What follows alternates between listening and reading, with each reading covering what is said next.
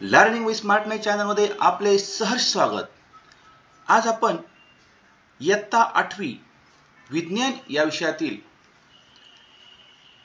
बल आणि दाब या घटकाची माहिती पाहूया.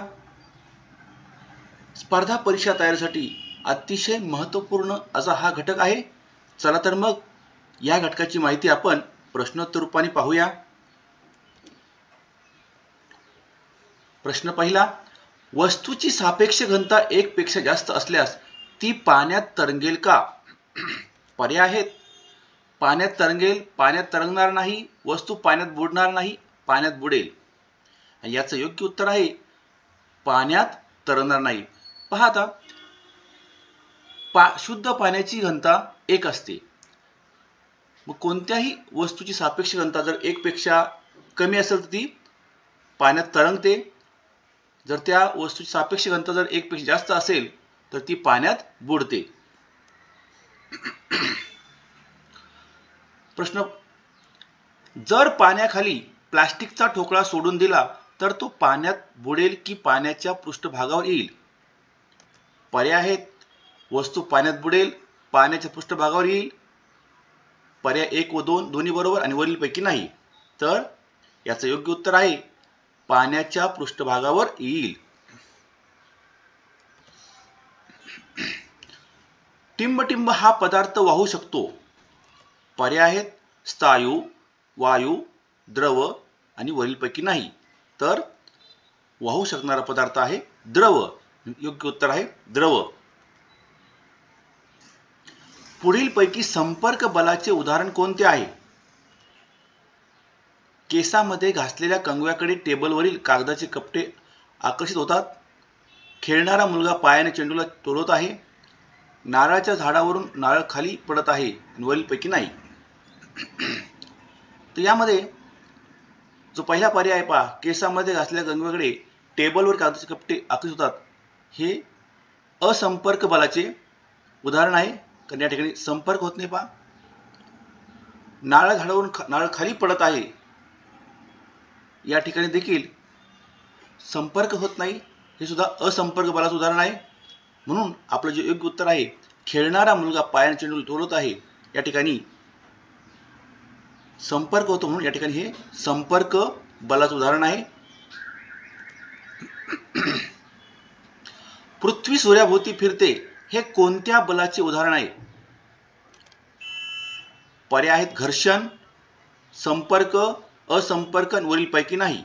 आणि याचं योग्य उत्तर आहे असंपर्क. असंपर्क. तर पृथ्वी सूर्याभोवती फिरते हे असंपर्क बलाचे उदाहरण आहे. जमिनीवर स्थिर असलेल्या चेंडूला लात मारल्यास तो गतिमान होतो, हे कोणत्या बलाचे उदाहरण आहे? संपर्क, असंपर्क, घर्षण आणि वरीलपैकी नाही. आणि याचं योग्य उत्तर आहे संपर्क बल.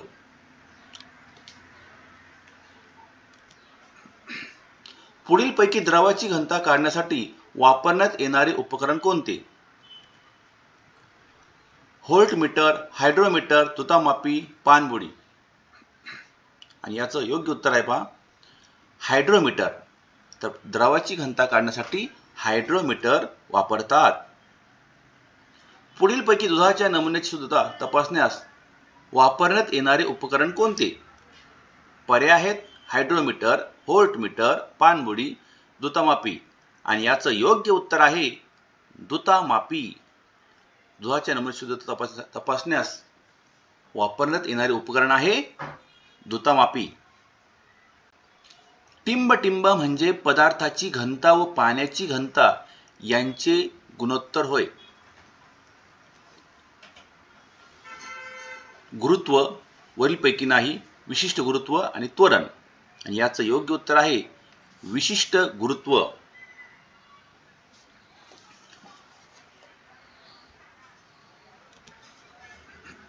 पास्कल हे कोणत्या राशीचे एकक आहे?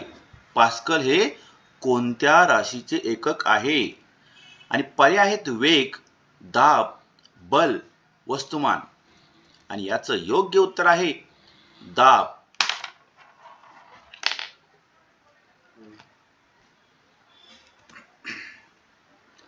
खालीलपैकी कशाचे जडत्व अधिक आहे? पर्याय आहेत 1 रुपयाचे नाणे आणि 10 रुपयाचे नाणे. तर या ठिकाणी 10 रुपयाचं नाणं याचं जडत्व जास्त आहे. पुढीलपैकी अदिश राशी कोणती? वेग, वजन, बल आणि घनता. तर या ठिकाणी अदिश राशी असणारी घनता आहे पहा. वेग, वजन आणि बल हे सदिश राशी आहेत. पुढीलपैकी सदिश राशी कोणती? दाब, घनता, बल आणि वस्तुमान. यामध्ये सदिश राशी आहे बल.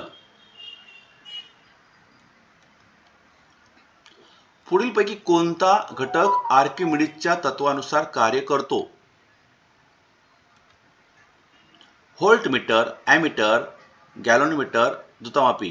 तर आर्किमिडीज या शास्त्रज्ञाच्या तत्वानुसार कार्य करणारा घटक आहे द्रुतमापी. पुढीलपैकी कोणता घटक आर्किमिडीजच्या तत्वानुसार कार्य करत नाही?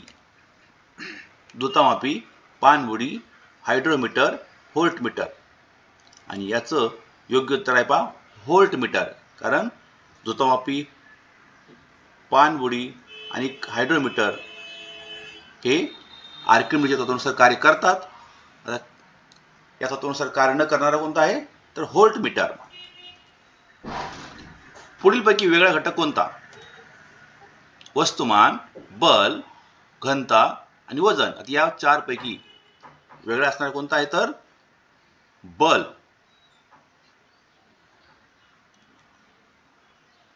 बल हे विद्युत चुंबकीय बल असते. टिंब बल हे विद्युत चुंबकीय बल असते. गुरुत्वीय, संपर्क, असंपर्क आणि घर्षण. आता याचं योग्य उत्तर आहे घर्षण. तर घर्षण बल हे विद्युत चुंबकीय बल आहे. पदार्थाची शुद्धता ठरविण्यासाठी पदार्थाच्या टिंबचा उपयोग होतो. पर्याय आहेत घनता, वजन, आकार, वस्तुमान. तर याचं योग्य उत्तर आहे घनता. तर कोणत्याही पदार्थाची शुद्धता ठेवण्यासाठी पदार्थाच्या घनतेचा उपयोग होतो. घनता. पृथ्वीच्या पृष्ठभागापासून जसजसं उंच जावे तसतसा वातावरणीय दाब टिंब होत जातो बा. कमी, वाढत आणि समान. वरीलपैकी नाही. तर आपण जसजसं पृथ्वीच्या पृष्ठभागापासून उंच जाऊ तसतसं वातावरणीय दाब कमी होतो. याचे योग्य उत्तर आहे कमी.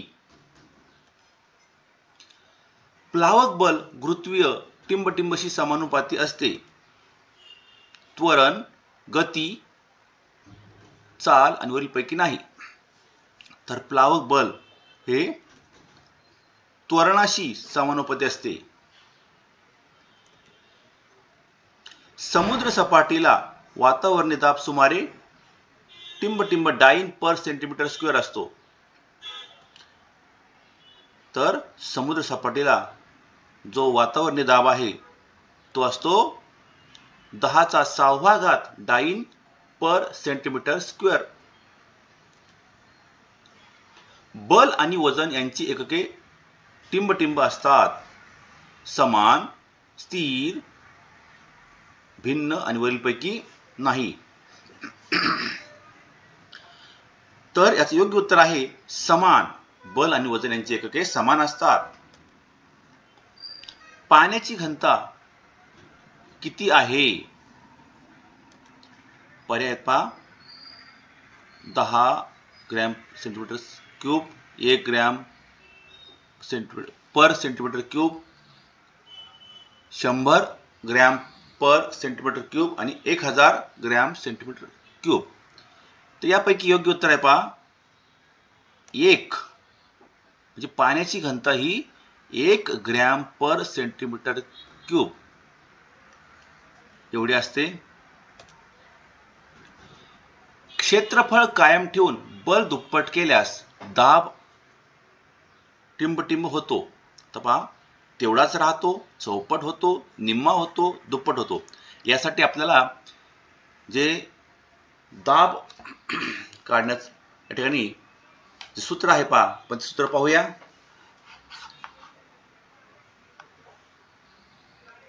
तर पहा या ठिकाणी दाब बरोबर काय आहे पहा, दाब बरोबर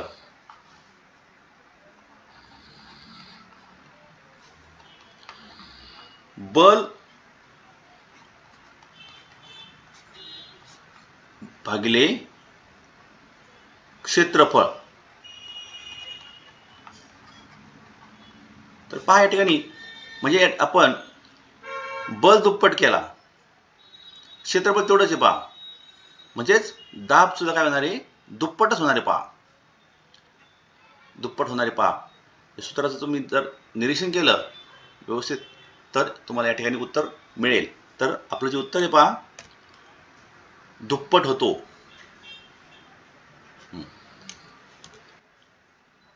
पास्कल हे टिंबचे एकक आहे.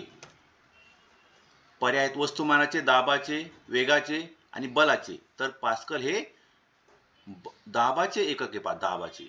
पास्कल हे दाबाचे एकक आहे. दाबाचे एसआय पद्धतीतील एकक टिंब आहे. आता दाबाचे जे एकक आहे पहा, ते आहे न्यूटन पर मीटर स्क्वेअर. दाबाचे एसआय पद्धतीतील एकक आहे न्यूटन पर मीटर स्क्वेअर. एखाद्या वस्तूकरिता वेगवेगळ्या टिंब द्रवात प्लावक बल भिन्न असते. एकसारखे, घनता, भिन्न आणि क्षेत्रफळ. तर याचं योग्य उत्तर आहे घनता. वेगवेगळ्या आपल्या शरीरावर हवेचा दाब टिंब दाबा इतका असतो. पर्याय आहेत वातावरणीय, अंतराळातील, टेकडीवरील, समुद्राच्या तळावरील. आणि याचं योग्य उत्तर आहे पहा वातावरणीय. तर आपल्या शरीरावर हवेचा दाब हा वातावरणीय दाबा इतका असतो. बलाचे एसआय पद्धतीतील एकक टिंब आहे. Dyne, joule, pascal, newton. तर बलाचे एसआय पद्धतीतील एकक आहे न्यूटन. एक ऍटमॉस्फिअर बरोबर किती? तर एक ऍटमॉस्फिअर बरोबर 101 गुणिले 10⁻³ पास्कल. एक बार बरोबर किती? याचं योग्य उत्तर आहे 10⁵ न्यूटन पर मीटर स्क्वेअर. घनतेचे एसआय पद्धतीतील एकक कोणते आहे? तर घनतेचं जे एकक आहे ते आहे किलोग्रॅम पर मीटर क्यूब. पाण्यात किंवा अन्य द्रवात वस्तूवर वरच्या दिशेने प्रयुक्त बलाला कोणते बल म्हणतात? संतुलित, संपर्क आणि प्लावक. तर पाण्यात किंवा अन्य द्रवात वस्तूवर दिशेने प्रयुक्त बलाला प्लावक बल म्हणतात, प्लावक बल. हवामानशास्त्रात दाब टिंब या एककात व्यक्त करतात.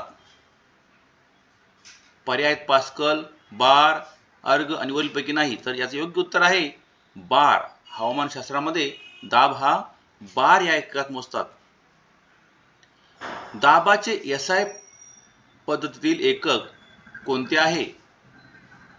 पर्याय जूल, पास्कल, अर्ग, न्यूटन. तर दाबाचं एसआय पद्धतीतील एकक आहे पास्कल. एकक क्षेत्रफळावर लंब दिशेने प्रयुक्त असणाऱ्या बलास काय म्हणतात? वेग, गती, परिणाम, दाब. आणि याचं योग्य उत्तर आहे दाब. वस्तू गतीच्या ज्या स्थितीत आहे त्याच स्थितीत राहण्याच्या प्रवृत्तीला त्याचे टिंब असे म्हणतात. जडत्व, दिशा, त्वरण आणि परिणाम. तर वस्तू आहे तशीच राहणे ही जी प्रवृत्ती आहे याला जडत्व म्हणतात. याचे योग्य उत्तर आहे जडत्व. असंतुलित बलामुळे वस्तूत टिंबटिंब निर्माण होते. त्वरण, गती, वेग आणि वरीलपैकी नाही. तर असंतुलित बलामुळे वस्तूत त्वरण निर्माण होते. त्वरण. त्याचे योग्य उत्तर आहे त्वरण. वस्तूवर 2 किंवा अधिक बले क्रिया करीत असतील तर त्याचे परिणामी बल शून्य नसेल तर त्या बलास कोणते बल म्हणतात? असंपर्क, संतुलित, असंतुलित आणि संपर्क.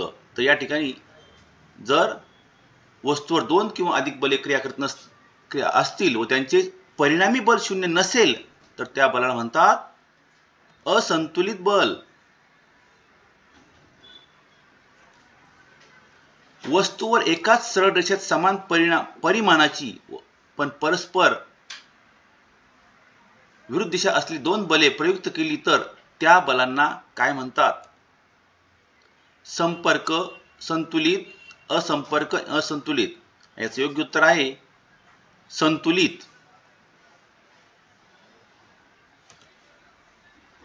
जेव्हा 2 वस्तूंमध्ये संपर्क नसला तरीही त्या वस्तूमध्ये बल प्रयुक्त होताना दिसते तेव्हा त्या बलास कोणते बल म्हणतात? संपर्क नसला तरी बल निर्माण झाल्यास त्या बलास काय म्हणतात पहा? तर पर्याय आहेत असंपर्क, असंतुलित, संपर्क आणि संतुलित. आणि याचं योग्य उत्तर आहे असंपर्क बल. वस्तूच्या एकमेकांशी आलेल्या थेट संपर्कामुळे किंवा आणखी एका वस्तूमार्फत आलेल्या संपर्कामुळे प्रयुक्त झालेल्या बलास कोणते बल म्हणतात? पर्याय संतुलित, असंतुलित, असंपर्क आणि संपर्क. आणि याचं योग्य उत्तर आहे संपर्क. जर थेट संपर्क आला आणि जे बल निर्माण होतं त्याला म्हणतात संपर्क बल. स्थिर वस्तूवर बल कार्यरत नसेल तर ती स्थिरच राहते आणि गतिमान वस्तूवर बल कार्यरत नसेल तर ती त्याच वेगाने व दिशेने सतत पुढे राहते. हा कोणाचा गतिविषयक नियम आहे? तर या ठिकाणी पर्याय आहेत पहा. न्यूटनचा गतिविषयक पहिला नियम, न्यूटनचा गतिविषयक तिसरा नियम आणि न्यूटनचा गतिविषयक दुसरा नियम आणि वरीलपैकी नाही. तर हा जो नियम आहे तो हा नियम आहे न्यूटनचा गतिविषयक पहिला नियम. म्हणजे योग्य उत्तर आहे न्यूटनचा गतिविषयक पहिला नियम. एखाद्या वस्तूच्या विराम अवस्थेत बदल घडून आणणारी भौतिक राशी म्हणजे टिंबटिंब होय.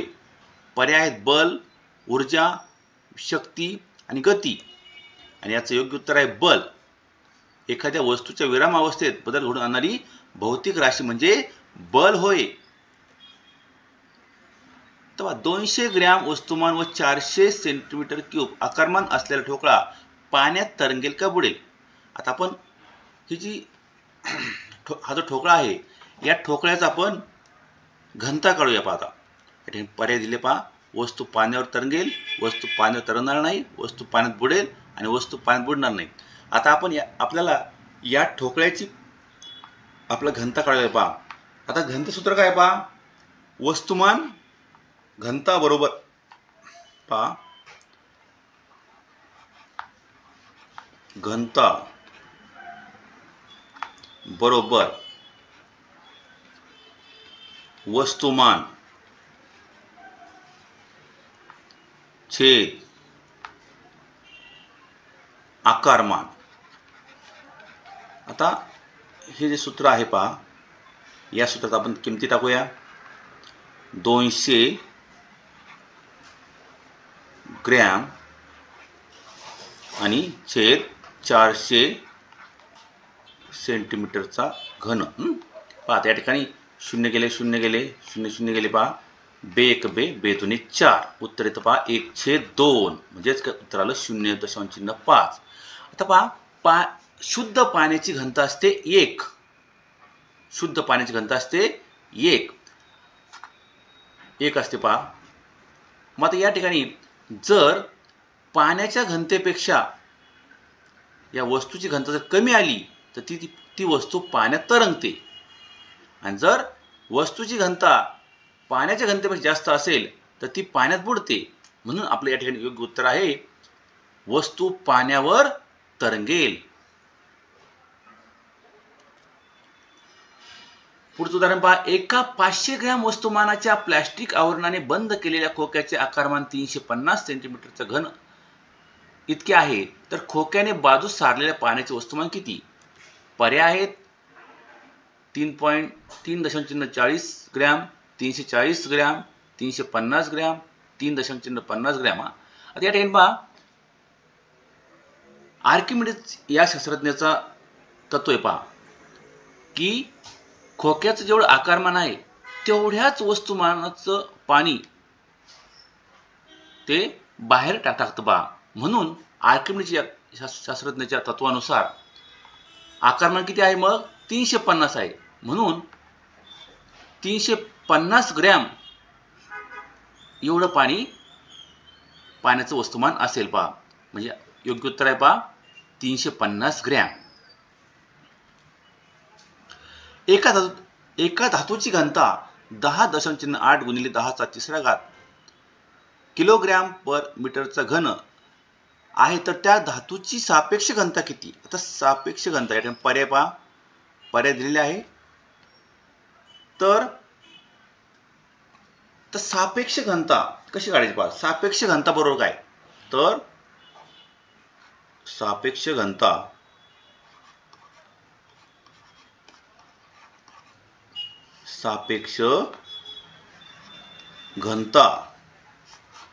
बरोबर काय पहा, वस्तूची घनता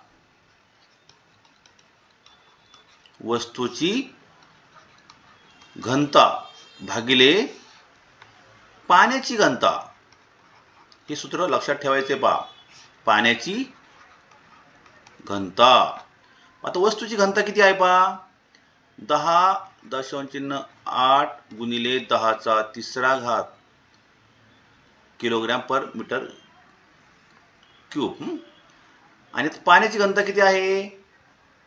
तर 10⁻³ किलोग्रॅम मीटर क्यूब. म्हणून पहा या ठिकाणी 10⁻³ या ठिकाणी आपण भाग दिला आणि उरले फक्त 10.8. म्हणून योग्य उत्तर आहे पहा 10.8 एवढी धातूची सापेक्ष घनता असेल. पुढचं पहा. 50 सेमी गुणिले 20 सेमी क्षेत्रफळाच्या पृष्ठभागावर 1000 न्यूटन बल प्रयुक्त केले, तर त्याच्या तळाशी दाब किती असेल? आता पर्याय पहा, या ठिकाणी पर्याय दिलेले आहे. आपण प्रथमतः या उदाहरणामध्ये सूत्र लिहूया. दाब बरोबर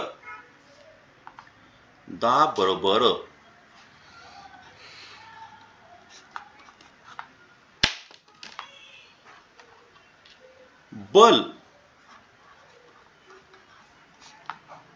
छेद क्षेत्रफळ. या ठिकाणी पाहता, तर बल किती आहे माहित? 1000 न्यूटन. आणि आता या ठिकाणी पहा 50 सेमी आहे, म्हणजे 50 सेमी म्हणजे आपण त्याचं मीटर मध्ये रूपांतर करूया. ते होतं पहा 0.5 मीटर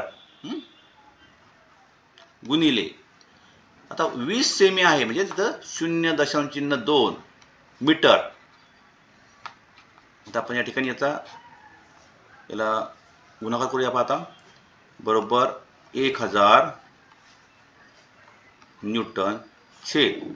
तर 5 दुणे 10 म्हणजे या ठिकाणी 1 आणि 2 म्हणजे 0.10 उत्तर आले पहा मीटर स्क्वेअर. पाहता आता आपल्या या ठिकाणी संक्षिप्त रूप द्यायचे पहा. आपण अंशाने छेदाला 10 ने गुणू पाहता, तर आपलं उत्तर येतं पहा 1 आता 4 शून्य छेद 1 म्हणजेच 10⁻⁴. म्हणजे आपल्या या ठिकाणी उत्तर आले पहा 10⁻⁴ न्यूटन पर मीटर स्क्वेअर. अशाच प्रकारच्या व्हिडिओसाठी learning with smartness channel subscribe करा आणि इयत्ता 1ली ते 10वीच्या अभ्यासासाठी Subscribe my channel Learning with Smartness and don't forget to press on the bell icon. नमस्कार.